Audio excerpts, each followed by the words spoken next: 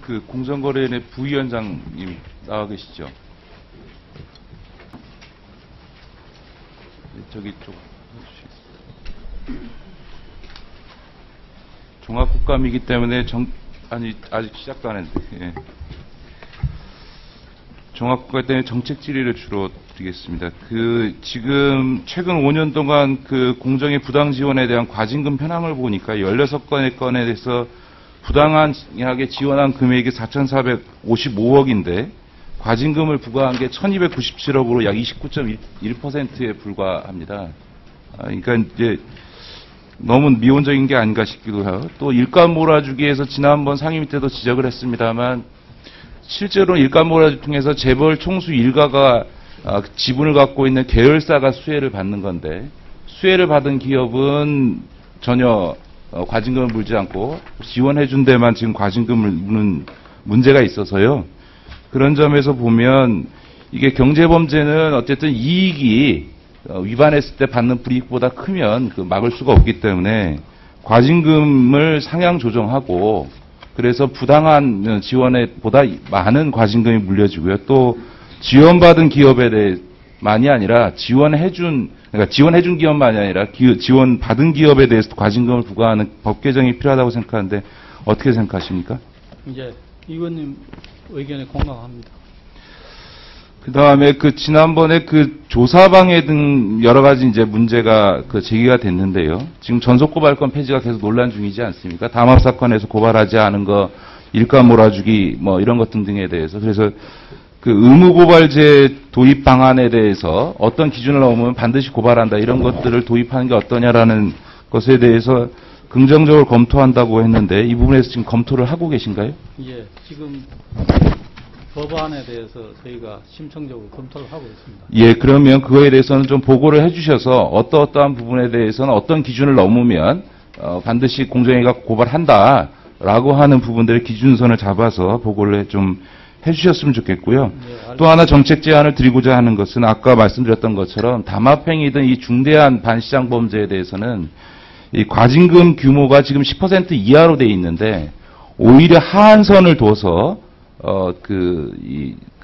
불이익이 더 커지도록 만들어주는 게 좋지 않겠나라는 생각이 듭니다. 특히 제조업 평균 이익률을 고려한다면 제 생각에는 오히려 한 7% 정도를 하한선으로 하고 그거보다 더 불이익을 준다고 치면 한 15%까지 과징금을 주는 방안 같은 것도 검토할 수 있다고 생각하는데 전반적으로 과징금 상향 조정에 대해서 검토한 의견을 좀 제출해 주시기 바랍니다. 예, 알겠습니다. 그 다음에 이제 소비자 피해와 관련해서요. 이게 이제 밀가루, 소주, 아이스크림, 설탕 이런 이제 민생 관련돼서 이제 여러 가지 소비자 피해가 생기는데 이거는 이제 피해자 당사자들은 금액도 적고 다수가 벌리기 때문에 이게 소송을 통해서 피해 구제를 받기도 어렵고요. 또 가습기 살균제 같은 경우는 그걸로 이제 사망하는 사건까지 나왔는데 이 망하지 않았습니까? 이런 경우에는 피해를 이제 배상받을 길도 없는데 그런 점에서 보면 좀 소비자 기금 같은 것들을 좀 만들어서 이런 불특정 다수의 소액 피해, 소비자 피해에 대해서 지금 제가 파악한 것으로 미국의 이제 피해자 기금도 있고 캐나다의 소비자 발전 기금도 있고 일본의 뭐 소비자 지원 기금 뭐 등등이 있지 않습니까? 또 우리나라의 경우에도 성격은 좀 다르지만 범죄 피해자 보호 기금도 있고 뭐 임금 채권 보장 기금 이런 게 있어서 이런 소비자 피해와 관련된 기금을 조성해서 좀 소비자들의 이런 피해를 좀 지원해주는 이런 제도에 대해서는 검토해 보실 의향이 계신가요? 예, 적극 검토해 보겠습니다. 그러면 그것도 검토하셔서 어떻게 하시는 게 좋을지 저한테 한번 좀 의견을 좀 주셨으면 좋겠고요. 보고를 해 주십시오. 또 하나 이 웅진이 지금 최근에 법정 관리에 들어가는데요. 지금 공정거래법상 지금 채무보증 못하게 돼 있지 않습니까? 예. 그렇죠?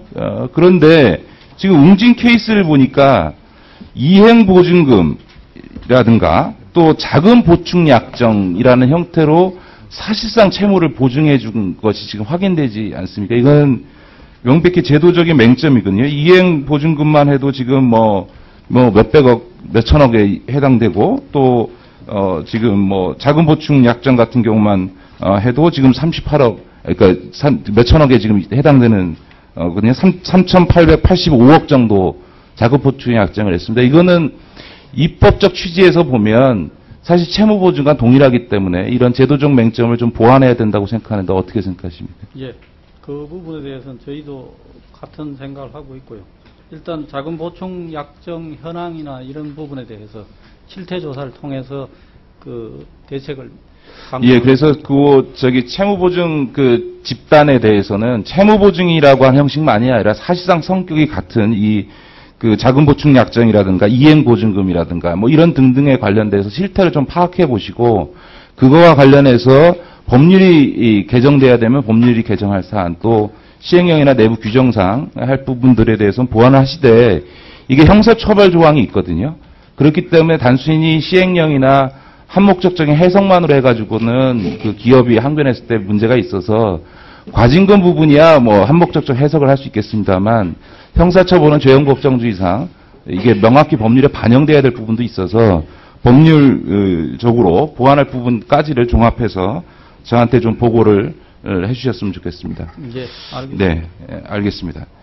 그다음에 지난번에 총리실장님 네. 미쓰비시 소송이라든가 대일 네. 강제동원자들에 대한 지원 문제 이게 정부가 역할을 해주시기로 했는데 이 부분에 대해서 지금 어떻게 하겠다 보고가 없습니다. 네. 이 점에 대해서도 보고를 좀 어떻게 대응책을 마련하실지 해서 좀 보고를 해주시겠습니까? 네, 관계업체하고 협의해서요. 그 협의 결과를 바탕으로 해가지고 보고 드리겠습니다. 예, 그동안 국가한테 지적됐던 것들에 대해 몇 가지 더 서울 총리 공간에 대해서 다양한 활용 방안을 수립하시겠다고 했는데 아직도 제출을 안 하셨어요. 네. 이것도 제출을 해주시겠습니까? 예, 그렇게 하겠습니다. 예, 그래서 2014년 이후에 이제 어떻게 활용할 것인지. 그러니까 이달 말까지 대략 뭐 구체적인 건 나중에 확정을 예. 하더라도 어떻게 활용할 것인지에 대해서 좀 해주시고요. 예, 알겠습니다. 보훈처장님 지금 독립유권자 서원 취소 소송에 대해서 지난번에 얘기했던 대로 8건 중에 지금 7건이 패소되고 있는데 계속 그냥 좋은 변호 써서 하겠다 이렇게 답변이 오는데 이거 패소 확정되면 처장님하고 담당자가 책임지시겠습니까? 대법원에서 확정되면? 그러니까 그렇게 하지 마시고 예. 제가 말씀드렸던 것처럼 이건 절차적인 문제니까 대통령이 다시 재취소 결정 통보를 하면 법원이 지적한 절차적 하자가 해소가 되거든요. 그래서 이 패소 판결에 대해서 대법원 확정되면 이거 문책이 불가피한 겁니다. 법원이 가르쳐준 길을 피했기 때문에. 그래서 제 생각에는 대통령이 다시 절차를 밟는 방법을 검토해달라고 했는데 검토하셨나요? 그 문제는 정부의 입장도 있고 하기 때문에 현재 또 저희들이 항소해서 재판이 진행 중이기 때문에 아니 그러면은 네. 대법원에서 길을 가르쳐드려도 네. 법원도 저도 길을 가르쳐드는데도 불구하고 계속 고집하셔서 대법원에서 확정되면 네. 그러면 책임지시겠어요? 그 담당자도? 책임진다는 것보다는 이게 정부 우리 보훈처에만 국한되는 문제가 아니고 정부 부서에 관련된 문제이기 때문에 총리실장님 이 부분은 대통령의 이 준 서원 취소와 관련된 사안이기 때문에 국무총리께서 이거는 통화하여 판단하실 문제라고 생각합니다. 이 부분에 대한 판단을 하셔서 대통령의 서원을 취소하는 문제가 법원이 가르쳐준 길인데도 불구하고 패소 확정돼서 이런 망신을 당하는 일이 없도록 어떻게 하실 건지 그에 대해서도 좀 조치를 어떻게 할 건지에 대해서 좀 결정을 하셔서 좀 알려주셨으면 좋겠고요. 그 다음에 보훈처장님 민간 유공자 의무고용제도 지금 제대로 안 되고 있는 걸 개선하시겠다고 했지 않습니까? 예, 예. 그거에 대해서 어떻게 할지 또 과태료 지금 부과도 지금 제대로 안 하고 있는데 그러면 과태료 부과를 어떻게 할 건지 네. 등에 대해서 지금 보고가 없습니다. 지난번 지적이 됐는데 이거에 대해서도 이달 말까지 보고해 주시겠습니까? 예, 알겠습니다. 네, 보고해 주시고요. 예. 그 다음에 보훈급여금 과호급금 지급된 거에 대해서도 네. 지금 환수 조치가 미흡한데 예. 이거 어떻게 환수 조치 대책을 마련하셨나요? 예, 지금 마련하고 있습니다. 예. 그것도 10월 말까지 보고해 예, 알겠습니다. 주도록 하십시오. 그 다음에 공정거래위원장 지난번에 국감 정무위 회의 때도 그랬고요. 또 저희 당 의원들이 방문을 했을 때도 4대강 문서 제가 공개한 것과 관련해서 4대강 문서 유출과 관련해서는 일체 조사를 한 바 없다 이렇게 답변하셨죠. 그걸 목적으로 해서 조사가 시작되지 않았다 하는 말씀. 아니, 그렇게, 그런 4대강 문제와 관련해서는 조사할 계획도 없고, 속기록이 다 있습니다. 조사할 의도도 없고, 조사하지 않았다, 이렇게 말씀하셨죠. 조사할 계획도 없고, 조사하지 않겠다. 네, 하고, 그렇게 말씀을 말씀하셨죠. 않겠다. 하는 말씀을 네, 드렸습니다. 안 하셨다고 했죠. 저희 감사 담당관 어디 계세요? 아마 오늘 기간 증인이 아니기 때문에 이 자리가 협소해서 지금 여기 안 돌아와 있는가 봅니다. 넣어주십시오. 네. 사무처장님, 그 4대강 문서 유출과 관련하여서는 조사한 바 없다, 이렇게 그 사무처장도 확인하셨죠? 저희들 그 조사하는 목적이 그 4대강 문서 유출과 관련한 조사는 아니다. 네, 알겠습니다. 잠깐만, 됐습니다. 좀 문서 좀 하나 띄워주십시오. 지금, 제가 좀 가렸습니다. 저 문서에 보는 것처럼 공정거래위원회가, 조사 과정에서 명확하게 문건상 내부 문건 유출과 관련돼서 조사하겠다라고 하는 공문을, 공정거래위 직원에게, 발송한 문건입니다. 저는 이전 관련해서 잠깐 의사진행 발언을 그 두 가지와 관련해서 말씀드리겠습니다. 그동안 국회와 관련해서 이 사안과 관련해서 여러 가지 위증이 있었습니다. 저는 그 많은 위증 중에서 첫 번째, 이 4대강 문건을 제가 공개한 뒤에 여러 차례에 걸쳐서 내부의 자료